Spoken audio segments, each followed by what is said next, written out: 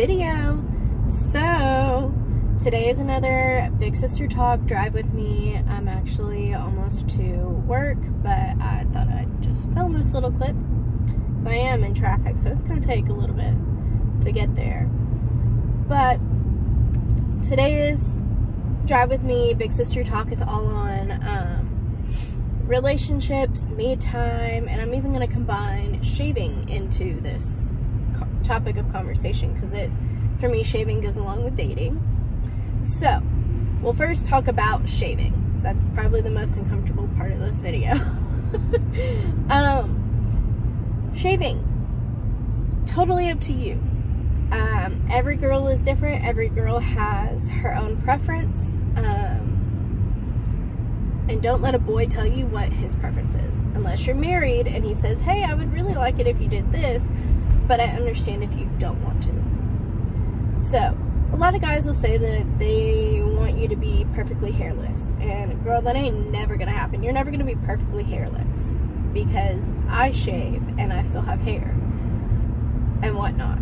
But shaving your legs, shaving down under, shaving, this is kind of gross to me, but I have belly and back hair.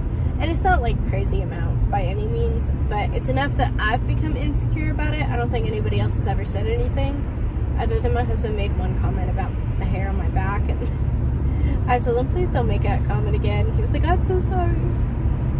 But every girl has her own preference when it comes to shaving, what parts of your body you're going to shave.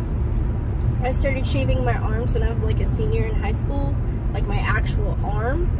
I shaved my armpits. And it's totally up to you on how often you want to shave, how much you want shaved. I do like a full body shave, and I do that once a week. And that includes my armpits, because I actually don't use a legit razor. I use like one of those like automated kind of razor things. I don't know. If I can remember, I'll insert a clip somewhere around here of what my razor is that I use. But I use one of those, and it doesn't get all the way down to like the smallest part of the hair you can have, whereas like a normal Schick razor or something like that, Gillette razor, those will get farther down, so I can get like a clean air shave if I wanted to. But this just makes it a lot easier, a lot faster to do, and I don't have to sit in the bathtub and put shaving cream on my legs and shave in the bath. I can shave, dry shave, wet shave, it doesn't matter with the razor that I have, and that's what I choose. But I used to all the time use a Gillette razor, and I get, fill up the bathtub a little bit so that I can shave my legs and shave my down under, and then I would shave my armpits every day with that. But for me, I found that I let my armpits grow a little bit. That's just me.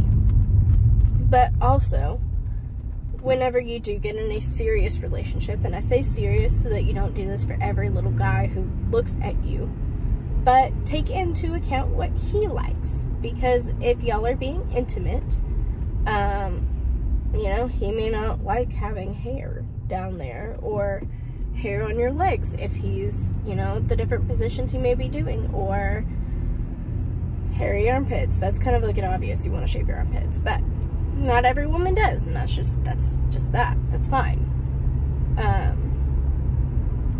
But also, you just gotta keep in mind like what you would like, what is comfortable for you. You are the person shaving. You are the person dealing with all of that. So it's up to you. I just pulled into a 7-Eleven, so I'm going to come back once I am done in there. All right, now I'm back.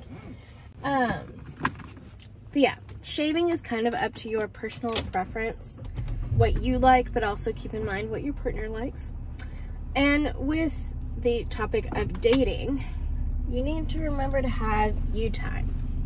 And that can be really hard whenever you're busy.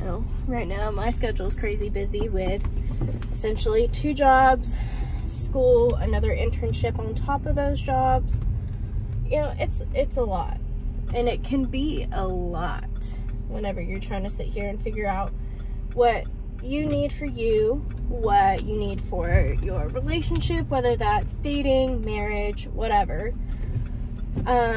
It can be really hard to have you time when you're thinking about, oh, I still have to put time into my marriage and time into my family, time into my schoolwork, time into my job. You forget about yourself, and you can't do that. I've lived that. I've gotten to the point where I had 0 time for me.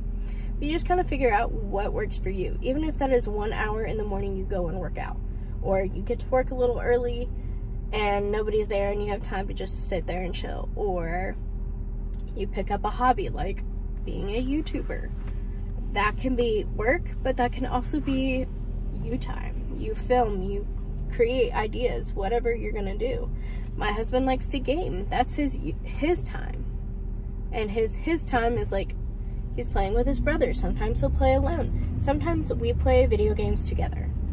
So, you time can look completely different for every single person, but it's important to prioritize yourself in your marriage, in your relationship, in your time, because you can make it all about everybody else, and then you'll end up missing out on something that you really wanted, or something that makes you happy, and then you're sitting there and you're upset, and you bring that issue into your relationships, your relationship, like marital relationship, loving relationship, your family relationships, friendships, into anything and everything, honestly. And it's really dangerous to be at that point where you're sabotaging all your own relationships because you're angry. Why is everybody here so early today? My goodness. But yes, it can be really hard to get through, but you'll get through it. It's not the hardest thing on planet Earth, and you'll learn what works for you. You want to make sure that whatever you're doing, it's for you and what's going to work for your relationships, your life, because really you're the only one who can determine that. And that can be scary, and it can be hard to say no to people, like, oh, my mother wants me to go to brunch with her and I don't have time, or my mother-in-law wants me and my husband to do this together with her. It can be hard to say no, but you need to have that boundary to be able to say no so that you can make your time for yourself. And that comes with every relationship is going to be different, every friendship's going to be different, every working relationship's going to be different. You just got to figure out what works for you to be able to feel like you are still getting your time, not time for everybody else and not for you. So just keep that in mind. I do have to get in and go to work, so I'm going to end this video here. I hope this was helpful. I kind of just combined 2 different video ideas into one because I thought it would be helpful. So shaving, relationships, personal time, kind of girl talk video. I hope you enjoyed, and I will see you in the next one. Bye.